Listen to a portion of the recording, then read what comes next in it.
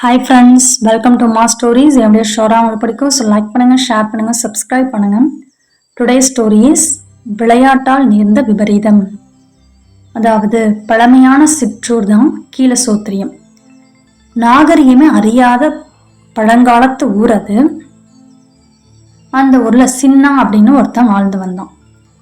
அதாவது மாலை பொழுது வந்தவனே அந்த ஊர்ல எல்லாருமே தூங்க போயிடுவாங்க. ஏன் அப்படின்னா செயற்கை ஒளியே அறியாத ஒரு கிராமம்.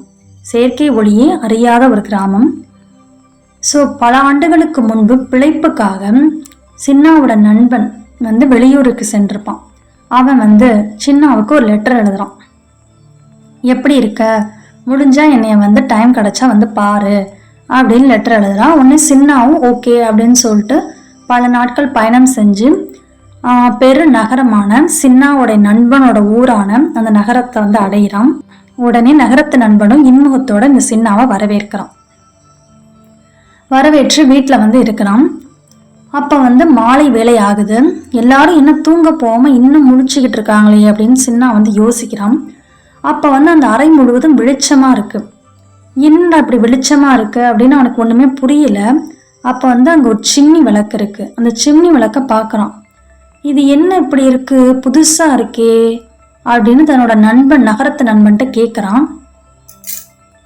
இவனுக்கு என்ன இது கூட தெரியாம இருக்கு அப்படின்னு நகரத்து நண்பன் சிரிச்சுக்கிட்ட, இது சூரியனோட குஞ்சு.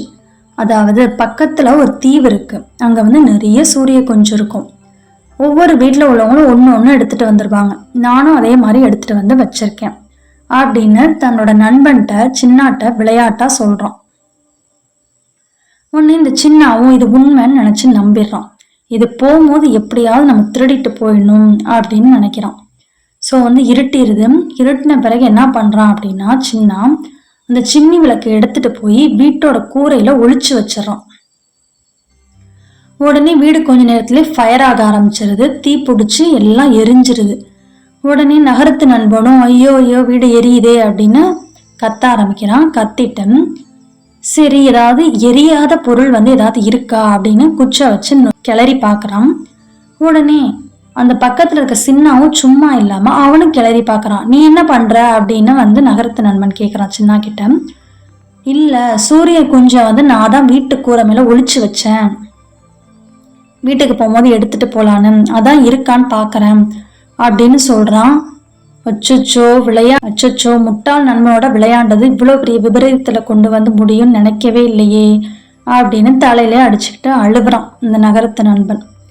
So finally the moral of the story is, முட்டாள்களோட நட்பு கொண்டா கடைசியில் அது விபரீதத்துல தான் முடியும். தேங்க்யூ.